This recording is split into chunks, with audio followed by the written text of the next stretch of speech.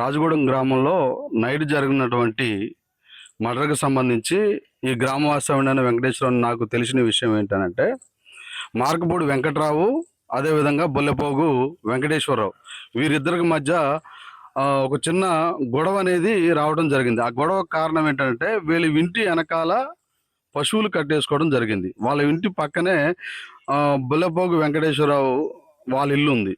ఈ పశువు అనేది ఏంటనంటే వాళ్ళ ఇంటి ముందుకు వస్తుంది అన్న ఆలోచనతో వారికి మధ్య వాగ్వివాదం అనేది బాగా పెరిగిపోయింది. వాళ్ళ ఫ్యామిలీ వాళ్ళు, వీళ్ళ ఫ్యామిలీ వాళ్ళు ఎక్కువగానే ఉధృతమైన వాతావరణానికి పరిస్థితులు అయితే వచ్చినాయి. ఇక్కడ ఐ విట్నెస్గా కాదు కానీ మేము అందరూ ఇంటుంటే జరిగిన విషయాన్ని మీకు తెలియజేస్తున్నాము.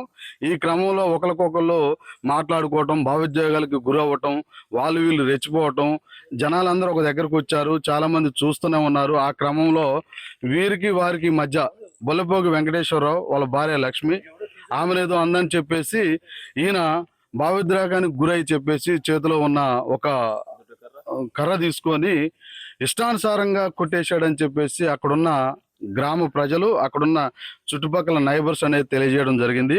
అది ఎంతగానో కొట్టాడు అని అంటే ఒక వ్యక్తిని కొట్టరాని విధంగా కొట్టడం జరిగిందని చెప్పేసి మా గ్రామస్తులు అనేది అక్కడ ఉన్న వాళ్ళు అనేది తెలియజేయడం జరిగింది.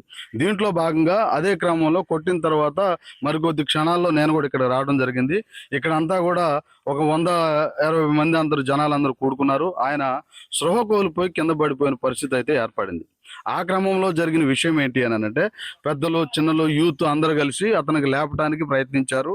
ఏదో అట్లా యాక్ట్ చేస్తుండేమో అనుకున్న ఆలోచనతో ఆయన్ను చూశారు కానీ ఇట్లా జరిగిద్దని కాదు. వాస్తవానికి వెంకటేశ్వరరావు కూడా భావోద్యానికి గురై కోపంతో క్షణకావేశంలో కొట్టడమే తప్ప కొట్టాలని, చంపాలని ఆలోచనతో రాలేదు. మొత్తానికైతే కొట్టేశాడు.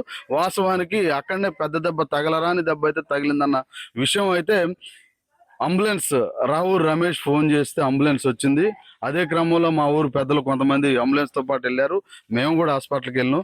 హాస్పిటల్కి వెళ్ళక ముందు అక్కడ ట్రీట్మెంట్ అయితే జరుగుతుంది.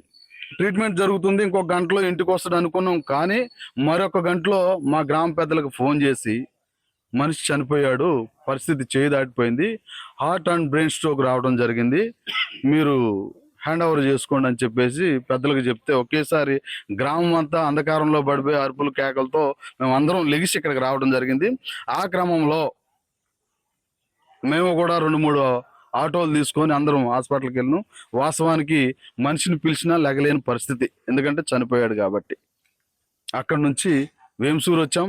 వేంసూరుతో పాటు మా పెద్దలు, మా పంచాయతీకి సంబంధించిన పెద్దలు కూడా అక్కడికి రావడం జరిగింది. వాళ్ళ అమ్మాయి నాగమణి నాగరాజ్ దర్యాప్తు అనేది కేసు పుటప్ చేయడం జరిగింది. కేసు పుటప్ చేసిన తర్వాత ఆటోమేటిక్గా మేము ఇక్కడ 2-2:30 సమయానికి వచ్చినాం. మాతో పాటు పోలీసులు కూడా వచ్చారు. వాళ్ళకి కావాల్సిన విజువల్స్ తీసుకున్నారు, వాళ్ళకి కావాల్సిన సమాచారం తీసుకున్నారు, పెద్దలతో మాట్లాడారు.